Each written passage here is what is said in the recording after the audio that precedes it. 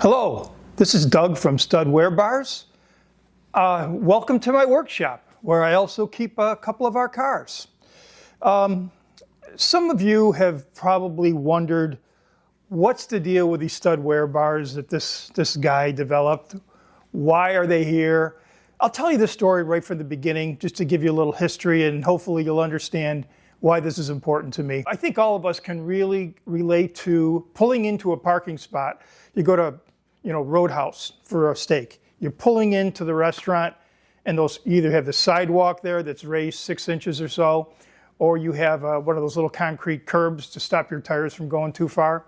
You pull in, you're going, you're watching it, and all of a sudden you hear that scrape. You know the sound. It's just like fingernails at a chalkboard.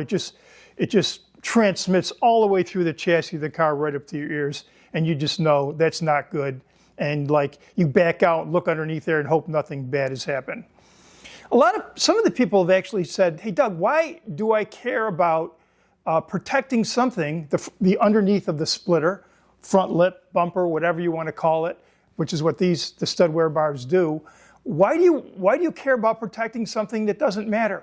I'll give you a really good reason. I don't care if you're driving a Lotus, a Tesla, a Toyota Camry, a Hyundai Kia. I just looked up on OpenAI, and they said if you scrape that underneath front damaged lip bumper, it could reduce the value at a trade-in of up to 10%. So, even if it's a $10,000 Toyota you're trading in, the guy looks underneath it, the guy at CarMax, you're trading the car in, he sees the scraping, and he's like, okay, what else is wrong? What else happened to this car? If you pull in there with a car with a pristine lip, there's no damage on it at all, not only do you feel really good about it, the guy's going to give you more money. These things can pay for themselves in no time. But where did it all start? It all started about 10 years ago. Now that I'm old, I decided to buy another Lotus. But when I was about 45 years old, I conned my wife into letting me get a Lotus Elise, which is basically a big go-kart. And I looked at that car. I bought the car with about 10,000 to 15,000 miles on it. There wasn't a mark on the car. The car was perfect. Underneath the front lip was fine. And I said to myself, you know what? That thing is freaking gonna get hit. There's no way. I am totally screwed. There's no way to protect this car.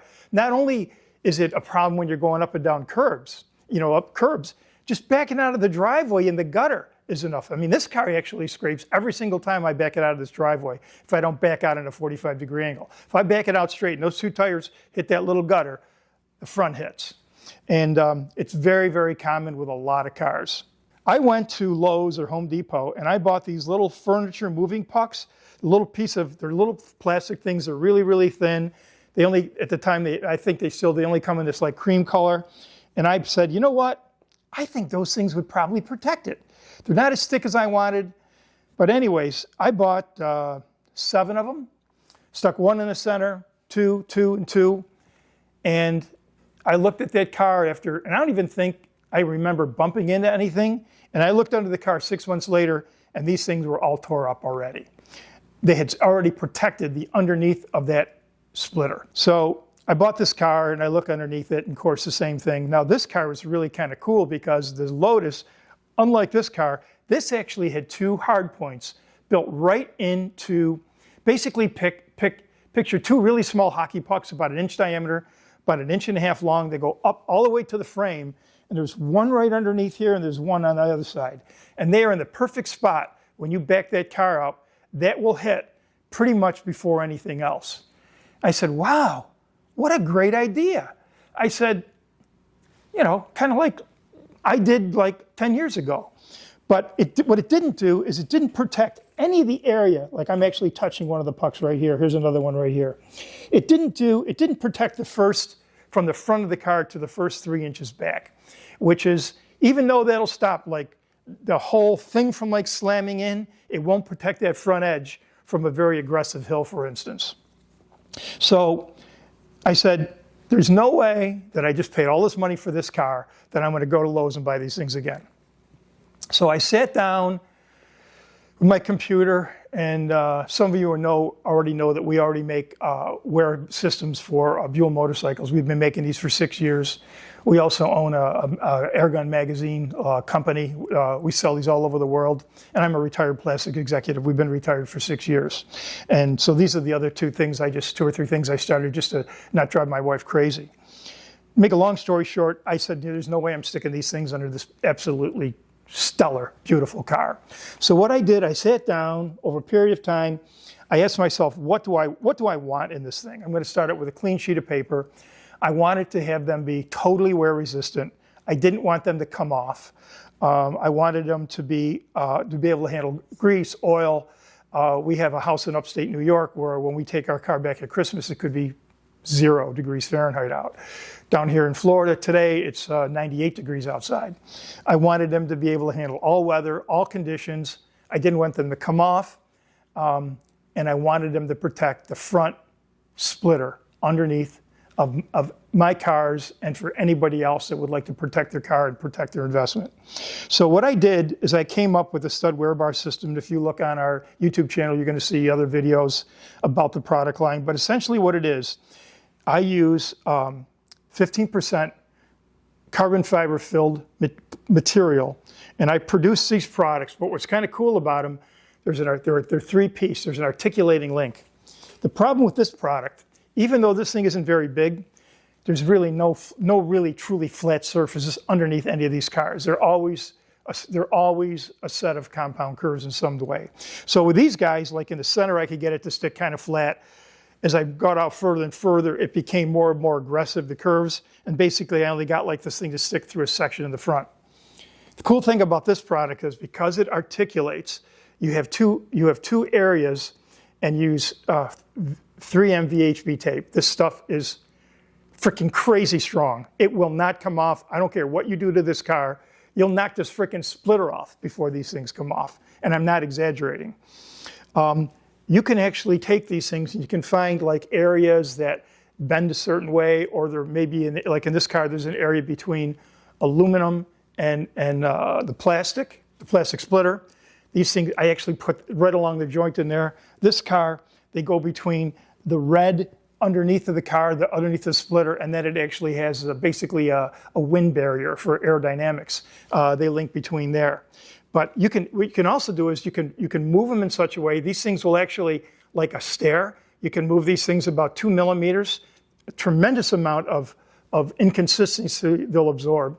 What we also could do in some areas is you don't have to have them completely lined up. You can also just rotate them a little bit. So sometimes when you go to install these, we have a system that we use where they're basically page markers. And you put the page markers where you think you want these.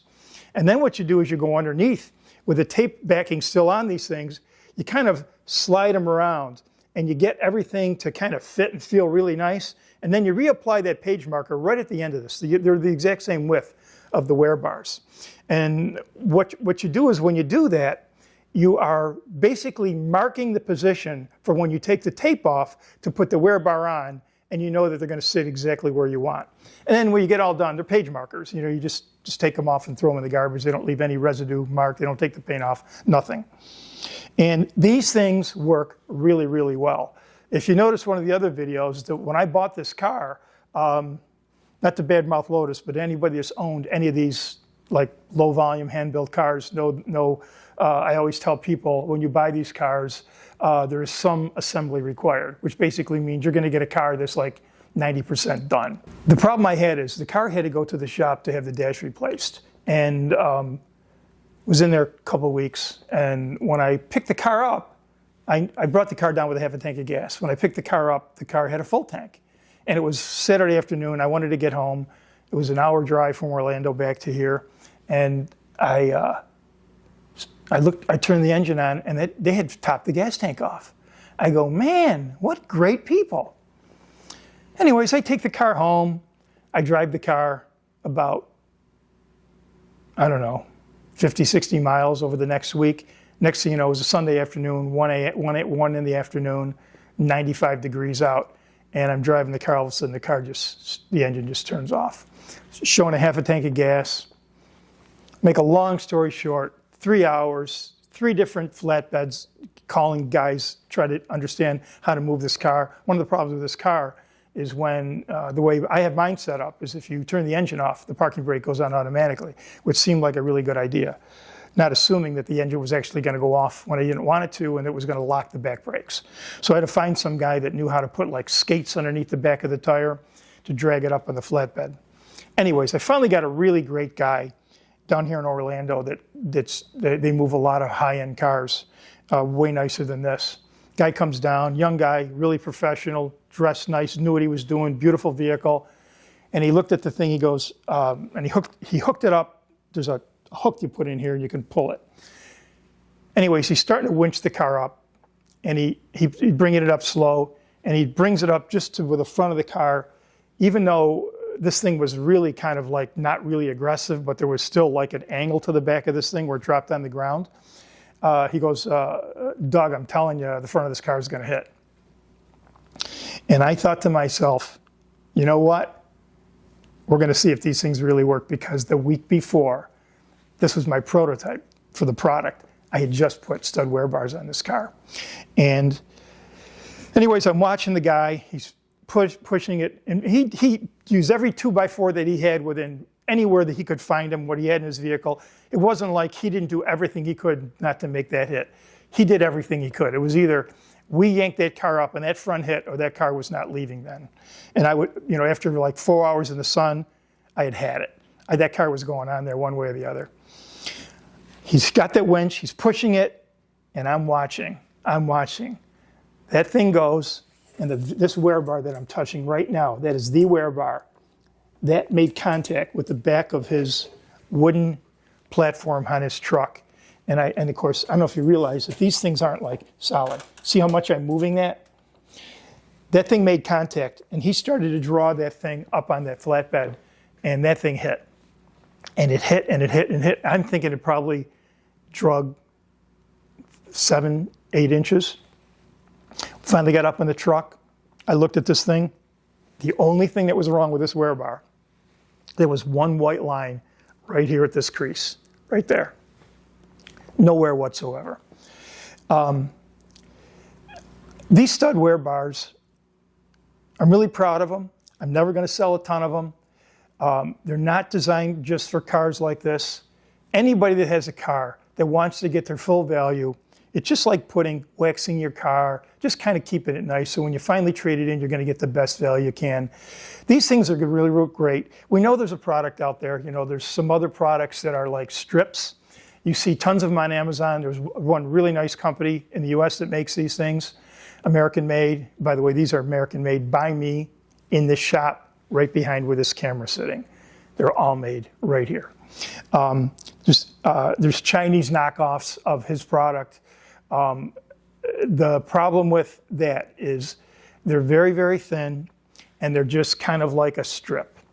And I just didn't like it. I just didn't like how they looked. These are black because no matter what your color is, like you really can't even see these on the car, even with this camera right now, because the shadows basically hide them. You don't even see these things.